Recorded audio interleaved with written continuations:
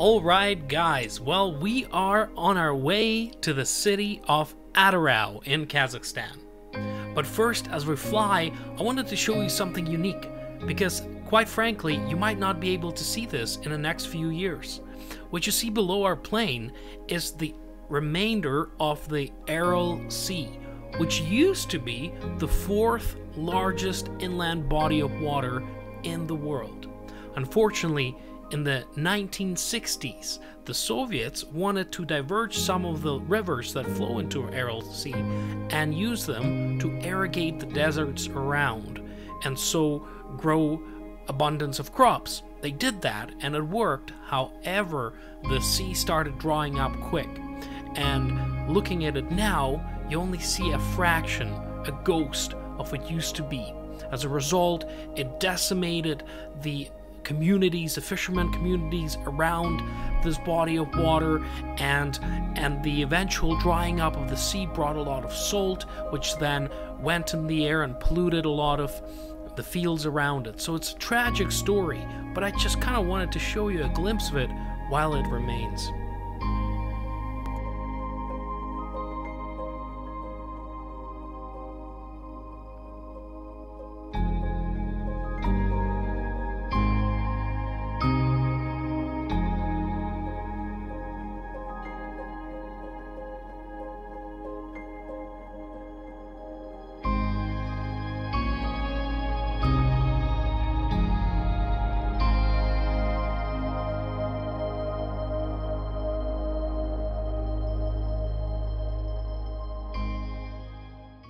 Hey guys, well, it's been an eventful, or maybe uneventful, 2 last days.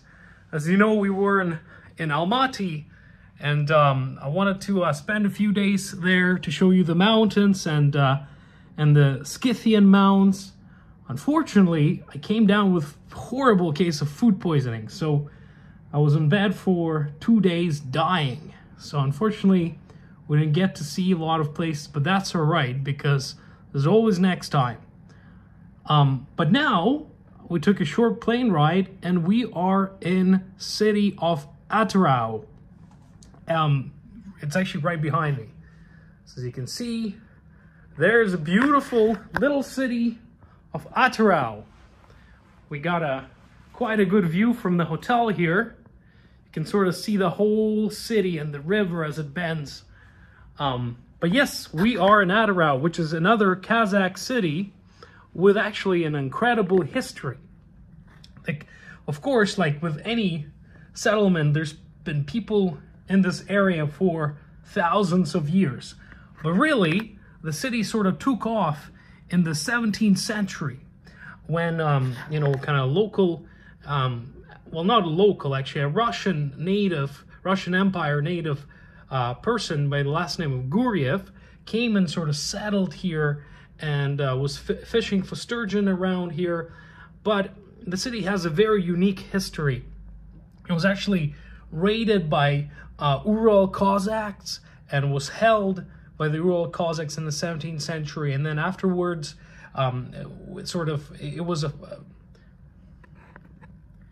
so this city has a very, very unique history that goes all the way back to the 17th century, and I'll tell you more about it as we go exploring around town. We'll see sort of the local attractions, but taking advantage of the view that we have right now, I wanted to show you something really cool. So the city of Atyrau is one of these unique cities in the world that is actually located at the place where 2 continents are joined. So what you're looking at here is actually 2 continents. So right here where we're standing, this is the continent of Europe. So we are standing in Europe right now. But then, if you look behind me, you see this bridge? There's the Ural River that bends all through the city.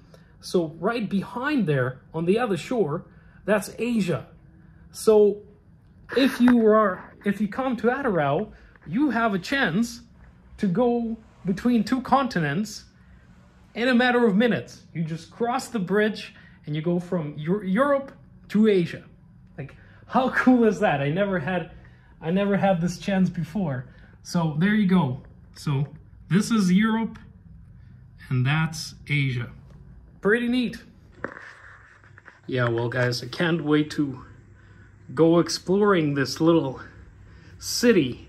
It's not so little anymore. It used to be quite a small one, but it sort of became the powerhouse of Kazakhstan. This area right here is where almost all of Kazakhstan oil and gas deposits are found. Well, not here, but you know, the surrounding areas. This part of Kazakhstan, as you can see there, we can see the river Ural bend. And as you can see, most buildings are sort of 3, 5, 6-story buildings. But there's new developments. There's some factories there. I think we're right in the center of the city. So you see some big oil and gas companies have their offices here. It's quite nice. It's just about sunset here. So we get to see the city of Atyrau and its night hues. But yeah, so cool. So cool just to think that this is Europe, that's Asia. What other city are you going to be able to do this? So behind me, you see it says Asia, which means Asia. So right now, we are standing on Asian continent. This is scientifically Asia. And you see this bridge behind us? Well, that is a bridge that will carry us to Europe continent, because River Ural is where it divides. So right now, we're leaving the Asia continent. The shortest ever travel I ever had before between two continents.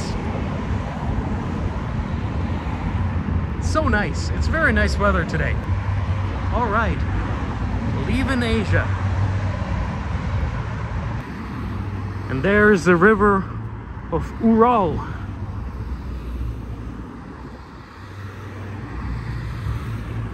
Look how beautiful it is in the setting sun. There's some people on some boat rides, as you can see. Well, Ben, you sure you don't want to go down here? Okay, you know what, before we leave Asia, let's go down to the river and check it out. And here, as you can see, they put a lot of work into this. Actually, under the bridge, there's a light show. And you don't even have to pay for it. You can come here and rave.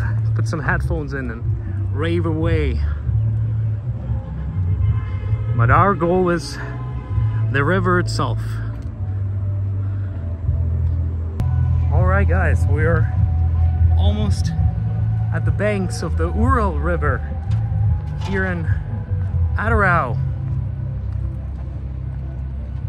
As you can see, there's plenty of fishermen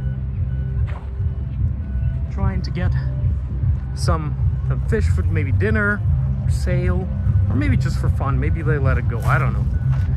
Okay, let's just put our stuff here for now. Okay. Look at this. Right behind me is the river Ural. And actually, I sort of forgot to do this, so I'm gonna do this right now. This city has a very unique story in a way that this river has sort of was like a natural defense line. So there was a fort built here because, you know, it'd be easily accessed by water, so their supplies could be easily carried to it. And then and then Guriev, the guy that founded the city, initially settled here because he realized there's so much fish, he can make good business out of it. So he, I think, petitioned the Tsar at the time in the 16th century to give him permission to fish here exclusively, and I think he got it, and that's why till this day the city carries his last name of Guriev. But Also, a little overlooked history of the city is Cossacks. And you might say, Nick, what the heck are you talking about, Cossacks in the city of Atyrau? Well, actually, check this out. So, what is Cossacks? Who are Cossacks? You might have heard of them maybe from Ukraine, you know, guys with like these, the hair hanging down and shaven head. But basically, back in the day, in the Tsarist Russia, they didn't have slaves, but they had serfs. And the serfs were the people that could basically live on the land, but they belonged to a wealthy person, and he would be sort of like the mayor of the village, and they would have to work on his fields, and for that he would allow them to have their own property, but they also kind of belonged to that rich person. And so when people were fed up with it, they couldn't just leave. They would have to run away. And if they were caught, they would usually be persecuted. They might be put in jail, maybe killed. It was definitely very, very brutal. Not much different than being slaves. In fact, the only difference, I guess, you know, slaves would be kind of carried from different countries, but this was more local. So you just enslave the local population. So that's what the serfs were. And sometimes they were actually sold, but usually as families and not too far away. So like, but really similar to slaves anyway. So when they were fed up, one thing that they would do is they would run away. They would run away and they would settle in these areas, sort of modern day Ukraine, central Ukraine, and southern Russia, where Don River is. And that's where the Cossacks took their origins. So they were the runaway slaves and people from all walks of life that just wanted to have this free life. And Cossacks did have that. They weren't subjects of the Tsar. They had autonomy of their own lands, and so they honored that a lot, and they sort of fought for honor, and they didn't, and they basically became mercenaries for the Tsarist Russia. So the Tsar would hire them as independent fighters, and they would help him in wars. That's sort of what Cossacks are. These free-loving, rebellious people that lived on the boundaries of the Russian Empire in relative freedom. And in the 17th century, there's a prominent Cossack leader from the Don region, which is west of Atyrau. It's not far west, you know, in the city of Astrakhan, which is probably maybe like 6-hour drive from here west, so not far away. And he, this person, Stepan Razin, was sort of the leader of the Cossacks on Don. And for whatever reasons, they started doing these battles with everybody around them: the Russian Empire, the Turkic people, the Mongols, the Arabs, you know, the Turks, everybody. And his battles started picking up ground, eventually leading into the largest at the time peasant revolt in the Tsarist Russia. So as Stepan Razin would go to all these different villages and towns, he would basically destroy all kind of government power, and he would act like a basically modern, rebel. They're just rebels without cause, really. Like, they weren't really trying to create a country or a nation. It was the historians are still wondering just exactly what they wanted. But they started doing all these raids on all these cities that belonged to Russia and other surrounding empires, and so many people in the Russian Empire, in the serf population, so many people got into it that the Tsar at the time actually had to send an army of 60,000 people from the middle of Russia to fight Razin here.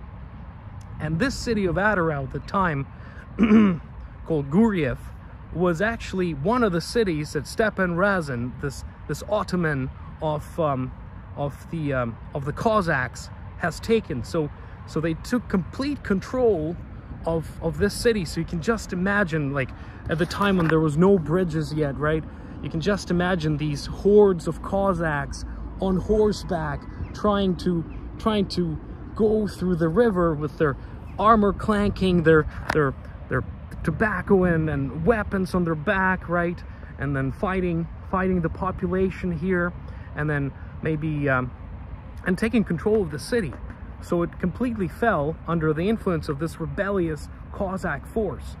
And then later on, that Cossack force would create the biggest peasant uprising in Russia, because peasants were like, wow, look at this guy like went into the city and killed all the serf holders, and like now we're free and we're gonna join his army and we're gonna fight with him because we're so pissed off for the way we have been living for hundreds of years of basically slaves. So this is one of the battlegrounds where Stepan Razin, the Ottoman of Cossacks, fought.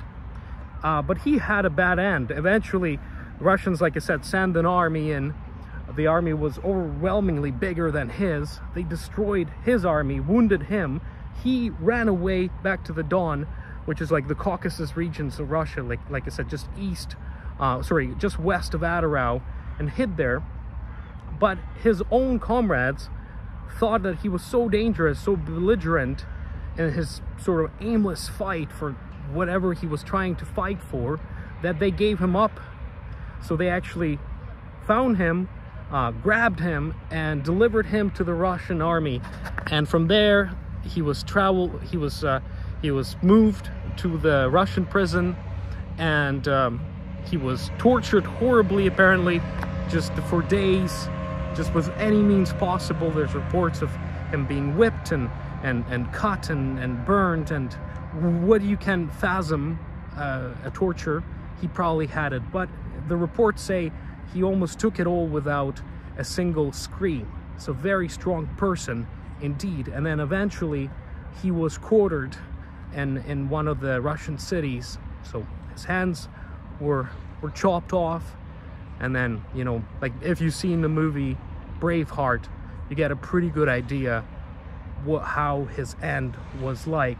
But even then, supposedly, he didn't let off a scream, which again kind of resembles the Braveheart. So yeah, there's maybe a parallel there with the movie Braveheart, but like this guy was fighting for freedom of who, not exactly known, because his people already sort of had the freedom. So in a historical sense, he did more bad than good for his own people, because after that, Russians actually said, okay, Cossacks, no more unchecked freedom. Now you have to like not recruit from our federation anymore. So Cossacks lost the opportunity to recruit from the Russian Federation, Russian Empire. And then there would be more uprisings sort of done by Cossacks, and eventually it would lead to the point where Cossacks lost almost all of their autonomy. They were put inside the Russian federations, and then they were used as military conscripts for Russia.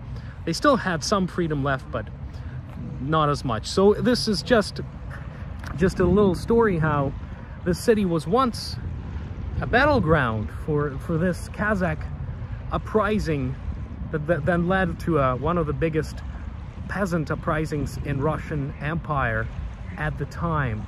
So they might have just walked the same shore and crossed the same river and looked at the same-esque sunset as we do today. Anyway, something cool I wanted to share. Alright guys, but before we go on our transcontinental trip, let us actually touch the river, because I don't know, it's just cool. Why wouldn't you touch an Ural River? Okay, we just need to make sure we don't get muddy. But there we go.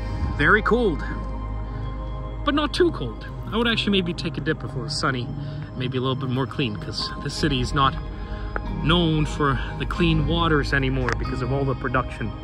There we go. Touch the Ural River. And by the way, if you look at the shore, it is covered and mussels. You see? And bottles.